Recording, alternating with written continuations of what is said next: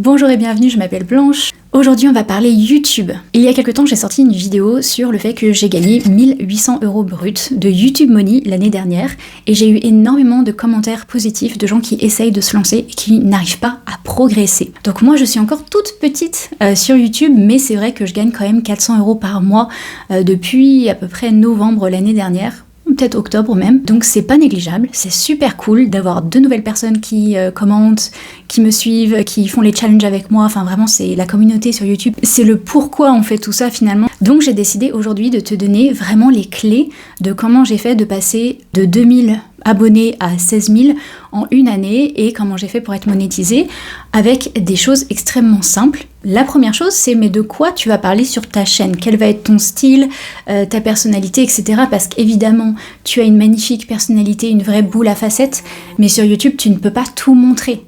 On n'a pas assez de temps, il va falloir faire des choix. On dit toujours qu'il faut avoir des niches. Moi, je pense qu'il faut plutôt avoir des pieds de tabouret. En gros, je te conseille d'avoir 4 thèmes, 4 choses qui t'intéressent pour faire tes vidéos YouTube. Pourquoi ? Parce que si tu prends qu'un seul sujet, très niché, tu risques de ne plus savoir quoi dire au bout de la 50e, 100e vidéo. Moi, j'ai dû faire 300 vidéos avant d'être monétisée, donc c'est bien de montrer vraiment les choses, plusieurs choses différentes. Pour ma part, j'ai le yoga, le voyage, les finances et le développement personnel. Tous les mois, j'essaie de sortir une vidéo sur chaque thème à peu près. La deuxième chose, c'est qu'on croit que si on a une bonne idée de vidéo, que notre contenu est super bon, et ben c'est bon, ça va fonctionner pour nous. Absolument pas. Quand tu vas acheter du savon pour les mains, tu ne vas pas savoir si le savon il est bien, s'il sent bon, s'il nettoie comme tu veux. Donc tu vas te fier au packaging, à l'étiquette, à l'écriture, aux couleurs. Et c'est là l'importance de comment on fait pour avoir des clics et des gens qui nous découvrent. Si ta vignette, ta petite image pour présenter ta vidéo et ton titre ne sont pas un bon packaging, tu n'auras aucun clic, même si ton contenu derrière est absolument génialissime, tu n'auras aucun clic. Si tu vas acheter ton savon, qu'il a aucune étiquette, qu'il est enrubanné dans un truc noir en plastique moche, tu ne vas pas l'acheter, tu vois. Et ben c'est la même chose avec tes vidéos YouTube. La première chose à faire, c'est que j'ai une idée. Tu vois, j'ai une idée de vidéo, et là, avant même de commencer même à l'écrire, enfin je vois à peu près ce que je veux dire, je vais chercher le titre et le thumbnail que je vais faire autour. C'est quelque chose sur lequel je passe vraiment des heures. Je passe plus de temps à créer ma vignette et à créer mon titre qu'à enregistrer et même écrire ma vidéo. Parce que le packaging, c'est la clé de tout, c'est le beau ruban autour de ta vidéo. Donc ouais, on met les choses un peu à l'envers, mais c'est comme ça que ça marche. Par contre, il faut absolument que tu délivres derrière. Si tu mets quelque chose clickbait, où les gens vont être curieux, intéressés, ils vont cliquer et réaliser que la vidéo n'a rien à voir, ou que t'es à côté, ou que le style de la vignette n'a rien à voir avec la vidéo, ils vont tout de suite partir et ça va cramer ta vidéo. Donc quoi qu'il arrive, il faut que tu délivres derrière le bon thème, exactement ce que tu avais dit dans le titre. Le but du titre, c'est qu'il attise la curiosité. Tu as envie de savoir, d'aller plus loin. Regarde simplement les youtubeurs que tu adores. Comment est-ce qu'ils font leur titre ? Comment est-ce qu'ils font leur vignette ? C'est beaucoup de recherche en fait de faire YouTube pour trouver ton style de titre, de vignette pour intéresser les gens que tu veux intéresser. Parce que si tu fais des choses trop différentes de toi, bah, du coup ta communauté ne te reflètera pas et ça fonctionnera pas pour toi. Ensuite, on va travailler sur l'introduction. L'introduction, c'est super important puisque c'est le moment où on va avoir un gros crash de vues si ce n'est pas lié au titre, si c'est beaucoup trop long, si l'introduction ne donne pas envie de continuer à regarder la vidéo. Il faut que tu dises que ton introduction, c'est comme une bande-annonce de film. Donc moi, quand je fais un vlog, je vais prendre des petites parties de ce vlog et en quelques secondes montrer ces petites images du vlog pour donner envie aux gens de tout regarder. Au lieu d'arriver directement à l'introduction dans moi qui bouge pas et qui dit bienvenue au Sri Lanka, aujourd'hui je suis fatiguée, là, les premières secondes, on se dit mais il va se passer quoi dans ce vlog ? Il va rien se passer. Alors que le fait de montrer un éléphant, moi qui crie devant des singes et moi en train de galérer dans une voiture, ça te donne envie de voir la suite parce que c'est un peu la bande-annonce de il va se passer des choses, il faut juste que je reste dans la vidéo pour voir tout ça. Ça c'est pour les vlogs. Par contre pour, par exemple, cette vidéo où je suis assise, je vais me présenter. Alors pourquoi je dis toujours bonjour et bienvenue, je m'appelle Blanche ? Il y a plusieurs raisons. La première, c'est qu'il faut absolument que les gens sachent comment s'appelle ta chaîne. Pourquoi ? Parce que je vais adorer une fille qui a fait une vidéo sur le vin, par exemple, et je veux la retrouver. Elle a aucune idée de quel était le titre de sa chaîne ou même son prénom. Et là, c'est fini, je la retrouverai sans doute pas. Alors que si, à chaque début de vidéo, tu te représentes, déjà, ça montre que tu es humble et que tu sais que tu es un petit youtubeur et que les gens ne te connaissent pas, mais aussi, ça va faire qu'à force de répétition, les gens vont savoir comment tu t'appelles et pouvoir te retrouver quand ils ont envie de regarder une de tes vidéos. Ensuite, ça reprend le style des séries. Tu sais, au début des séries, il y a toujours une petite bande-annonce, là, un petit, je sais plus comment ça s'appelle, tu me diras dans les commentaires, I'll be there for you, tu vois. Et en fait, maintenant c'est cringe. En 2010, c'était super stylé pour les youtubeurs d'avoir une petite bande-annonce là au début.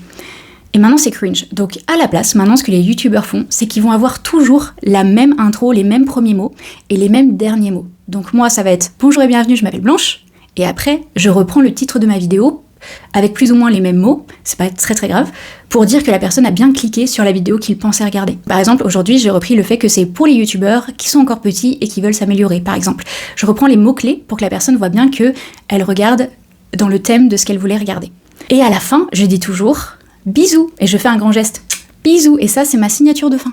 En fait, c'est comme ça qu'on crée une communauté, que les gens nous reconnaissent et que si un jour je suis sur scène et que je rencontre ma communauté, ce qui serait génial, eh ben je peux finir et faire bisous et en eux ça sera la communauté, c'est comme ça représente ma personnalité, qui je suis, que je suis proche d'elles, que c'est mes copines et que bien sûr je leur fais des bisous, tu vois. Donc tout est lié en fait. Ton introduction, elle doit faire moins de 40 secondes. 40 secondes déjà c'est beaucoup trop long. L'introduction, elle est souvent créée comme ça. Tu te présentes le plus rapidement possible, parce que tout le monde s'en fiche, c'est juste pour qu'on puisse se souvenir de toi. De quoi va parler la vidéo? Tu te réappropries le titre et la vignette, comme quoi la personne ne s'est pas fait avoir, elle va bien avoir la réponse à sa question. Et tu vas ajouter ensuite pourquoi est-ce que toi, tu as le droit de parler de ça. Donc moi, j'ai commencé cette vidéo en te disant que l'année dernière, j'ai fait 1 800 € bruts de YouTube Money. Donc, j'ai le droit de dire comment on fait pour gagner de l'argent sur YouTube, puisque je le fais moi-même. Si on n'a pas la preuve que tu sais de quoi tu parles, ben on va pas t'écouter, tu vois. J'ai pas beaucoup d'abonnés, donc tu vas dire, elle a 16 000 abonnés, elle sait pas de quoi elle parle. C'est vrai, mais j'ai quand même réussi à être monétisée, donc je peux au moins parler de ça, de cette petite transformation que j'ai réussi à mettre en place. Tu vois, ça c'est pour l'intro. Ensuite, ta vidéo se passe, et la conclusion, je vais toujours renvoyer à une ancienne vidéo que j'ai déjà faite. Ça, c'est une youtubeuse que j'adore, qui en parle tout le temps, et que pour elle, ça a changé sa vie parce que ça a explosé ses vues, de toujours proposer une vidéo à la fin de sa vidéo. Donc à la fin, tu vas dire, au fait, si ce sujet t'intéresse, tu peux aller plus loin, parce que je parle de YouTube et de ma monétisation, et comment j'ai tout commencé ici dans cette vidéo. Et là, tu renvoies dans une vidéo. Au début, je le faisais vraiment pas et j'y croyais pas trop. Je me disais, oui, mais c'est parce que elle, c'est youtubeuse, elle a des millions de vues par vidéo. Donc forcément, si elle propose une autre vidéo après, elle a plus de clics que moi. Alors que moi, quand je le faisais, j'avais même pas 2 clics. Donc je trouvais que le travail de retravailler ma conclusion, de trouver comment envoyer une autre vidéo, le faire ensuite sur YouTube Studio, de renvoyer la vidéo et tout, ça valait pas la peine. Et puis, cette année, j'ai été bien plus sérieuse, je l'ai fait à toutes mes vidéos. Et c'est vrai que malgré le fait que tu as pas beaucoup de vues, ça aide. Et que ça peut renvoyer sur d'anciennes vidéos. Et en fait, ce qui se passe, c'est que par exemple, la semaine dernière, j'ai une vidéo sur YouTube qui est sortie. À la fin, j'ai renvoyé une vidéo qui avait plus de 6 mois d'âge. Donc personne ne la regardait. Plus personne ne la regardait. Mais comme j'ai renvoyé une petite quarantaine de personnes ont cliqué pour la regarder, YouTube s'est dit « Ah, cette vidéo est toujours intéressante, il y a des gens qui cliquent pour la regarder, qui commentent, qui like. » Donc l'algorithme reprend un petit peu cette vidéo et la repropose de nouveau un petit peu, certes. Mais c'est vrai qu'il y a certaines vidéos où j'ai fait 1000, 2000, 3000 vues de plus, juste parce que tu peux voir dans tes statistiques end screen, fin d'écran, ce qui veut dire que la personne a bien cliqué sur la petite vignette de fin d'écran. C'est bête, mais sur le long terme, je suis bien contente de l'avoir fait sur toutes mes vidéos de 2025, parce que quoi qu'il arrive, quand j'ai une vue sur une vidéo, ça me donne le ticket de loterie de peut-être la personne va aller plus loin et cliquer sur une autre vidéo, donc au lieu d'avoir une seule vue, j'en aurais eu 2, et que cette personne peut-être va découvrir qu'en fait elle m'aime bien, et s'abonner, et elle va venir dans ma communauté et commencer un challenge avec moi, et après ça continue comme ça. Évidemment, il faut répondre à un maximum de commentaires, ne serait-ce que mettre un cœur. Quand tu mets un cœur sur un commentaire, la personne va avoir une notification. Donc c'est super cool. Moi, je me souviens encore à chaque fois que ma youtubeuse préférée a mis un cœur sur mes commentaires. Bon, elle a des millions de followers, donc c'est forcément super fun de voir que la personne, elle t'a lu, elle t'a entendu. J'essaie de répondre, même si des fois c'est un petit peu fatigant de répondre à des choses dont j'ai déjà parlé dans une autre vidéo ou qui étaient expliquées dans la description que la personne n'a pas vu. Mais c'est pas grave. Si tu as le temps, comme moi, parce que t'es un petit youtubeur, prends le temps de répondre, créer cette communauté. J'ai des gens qui m'écrivent sur Instagram, des longs messages, j'en ai encore eu un il y a 1 heure, où la fille me disait merci pour ta vidéo et tout ça. Les filles, quand vous aimez mes vidéos, mettez-moi aussi un commentaire sur YouTube, parce que c'est trop mignon que vous veniez me dire sur Instagram, j'ai adoré ta vidéo, elle change ma vie, trop mignon. Mais ces personnes qui font ça, elles ne me mettent jamais de commentaire sur YouTube, et à chaque fois que tu me mets un commentaire, ça m'aide à avoir de nouvelles personnes qui découvrent la vidéo. Donc fais les deux en fait, fais juste un petit cœur, un petit emoji sous la vidéo en mode love you et love you too. Et après, tu peux m'envoyer ton message sur Instagram bien plus personnel parce que je comprends que tu ne voulais pas dire devant la terre entière que tu galérais sur ce truc et que je t'ai donné plein de réponses, etc. Je comprends. Mais mets-moi juste un petit emoji que je vois que tu existes aussi sur YouTube. Et les gens qui m'écrivent sur Instagram, évidemment, je n'ai pas forcément le temps. Je prends par contre toujours le temps de lire de quoi elles me parlent parce qu'on ne sait jamais. En fait, j'ai une personne il y a quelques mois qui m'a écrit à cause d'une dépression sévère. Et là, je lui ai carrément envoyé un vocal pour l'aider. Donc, je veux pas rater un côté d'un truc grave. Je lis toujours les messages qu'on m'envoie, les emails. Si je ne réponds pas, c'est que vraiment... t'as demandé une collaboration ou des trucs comme ça, ça non. Ça, c'est pas ma vraie communauté. Pas... Et là, si je n'ai pas le temps, quoi qu'il arrive, j'enverrai toujours un emoji pour montrer que j'ai bien lu. Voilà, ça c'est important pour la communauté. Ensuite, pour tout ce qui est technique, le plus important, c'est ton son, c'est ton audio, ce n'est pas ta vidéo. Puisque les gens maintenant, ils écoutent vachement dans le casque, et c'est vrai que si on a quelque chose d'un petit peu embêtant dans l'oreille, ça va être bien pire qu'une vidéo qui est un petit peu floue, mal éclairée, etc. Tu as énormément de vidéos sur YouTube qui vont t'expliquer comment mettre une lumière au fond. Moi d'ailleurs, je suis pas les règles parce que normalement, il faut avoir une lumière froide derrière, chaude devant, mais moi c'est mon style, c'est comme ça. Ton décor, très important. Je vois des filles qui vont avoir un décor, c'est un fond blanc, c'est un mur blanc. Elles sont devant un mur blanc. Déjà, elles sont trop près du mur. Du coup, ça donne une impression de 2D qui est très moche en vidéo. Vaut mieux se mettre en 3D. C'est pour ça que moi, je suis devant un coin avec de la lumière naturelle ici, une lumière néon ici pour enlever un peu mes cernes terribles, avec un coin derrière moi pour enlever cette impression de 2D et vraiment montrer que je suis dans un espace avec de la profondeur, avec des ombres, etc. Ça, c'est des choses qu'on apprend au fur et à mesure d'amélioration des vidéos, mais c'est super important en fait que vraiment tu re-regardes tes vidéos encore et encore et encore et que tu te dises non mais là la lumière m'a cramé le visage, l'audio j'aurais pu faire mieux, j'ai pas mis le micro comme il fallait. Apprends à utiliser son micro. Je vois ce micro Yeti partout et les filles elles parlent du sommet du micro. Alors qu'il te suffit d'une recherche sur internet pour découvrir que les micros sont sur les côtés et qu'il faut jamais parler d'au-dessus dans ce genre de micro. Ou alors t'as un micro-cravate et tu le mets trop loin sous tes vêtements. Enfin, il y a plein de petites choses comme ça qu'on apprend au fur et à mesure, mais il faut les apprendre. Si tu ne fais que de la répétition dans tes vidéos, tu fais les mêmes choses à chaque fois sans jamais t'améliorer, sans jamais te re-regarder. Moi, chaque vidéo, encore aujourd'hui, que je sors, je la regarde au moins 2 fois. Même si elle fait 45 minutes, je la regarde 2 fois de suite et je note tout ce qui ne va pas. Ton vocabulaire était pas bon, ton exemple était trop long, ton introduction trop longue, trop courte, ton énergie était trop basse, ta voix était trop haute, la lumière derrière ça va pas, c'est trop le bazar, c'est pas assez le bazar, parce que moi c'est mon style aussi de montrer que tu es dans ma chambre, dans ma vraie vie, et que tout ça ce sont des vraies choses que j'utilise tous les jours, mes petites cartes de tarot, etc. Et de montrer que c'est pas non plus un setup de studio, puisque je ne suis pas dans un studio, enfin bref, toutes ces petites choses que tu peux changer pour créer ton ambiance, ton environnement, ta chaîne YouTube, c'est ta série télé. Et t'as une possibilité immense. Et quand tu mets un fond blanc avec la mauvaise lumière, il n'y a pas l'effet 3D, etc., on n'a pas confiance en toi. On se dit, mais elle est dans un hôpital, elle est chez elle, elle est dans un autre pays, enfin, en fait, on a trop de questions. Le décor va te donner un style, même par rapport au style de la vidéo. Par exemple, je raconterai les dates dans une autre vidéo, mais j'ai été dans un date il y a 2 semaines, et je dis au gars que je suis youtubeuse. Et je comprends que lui, il se dit...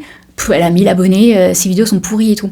Et il me dit, ah ouais, fais voir. Je lui montre ma dernière vidéo. Il était là, mais attends, tu fais tout ça toute seule? Ouah, mais le format, la lumière est super belle, l'audio est magnifique, et il était vraiment bouche bée de la qualité de ma vidéo.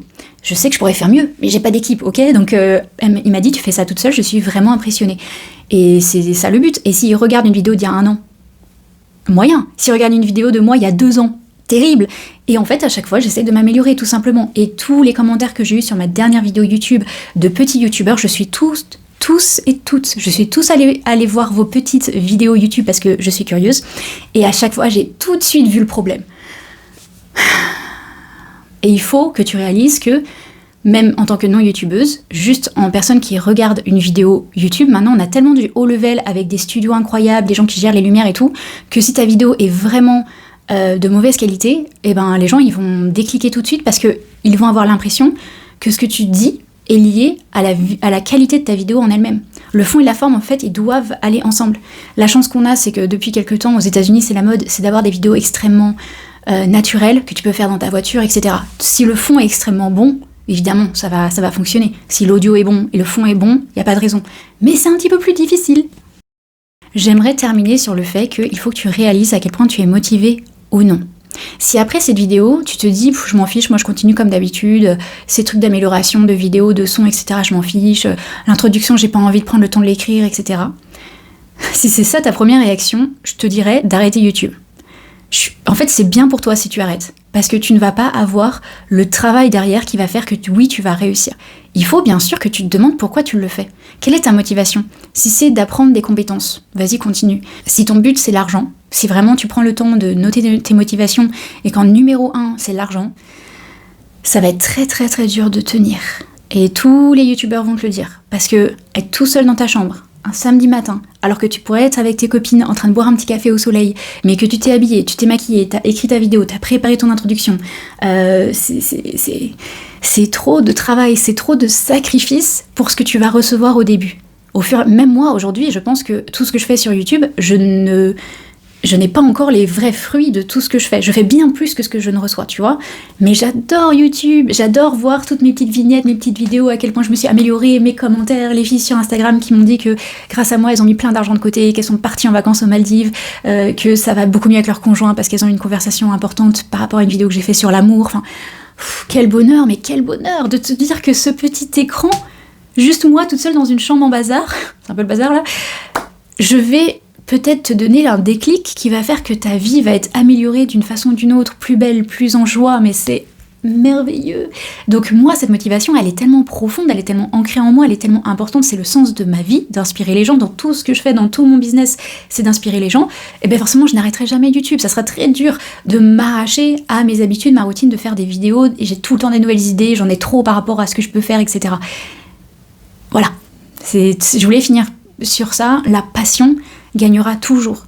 Et au fur et à mesure, en fait, tu t'en fiches même de réussir. T'es juste fier de toi, de faire mieux, toujours faire mieux, d'apprendre plus. Et après, le reste, tout ce qui est commentaires, argent, etc., c'est un peu la cerise sur le gâteau. Mais au final, le gâteau, tu l'as déjà, tu vois.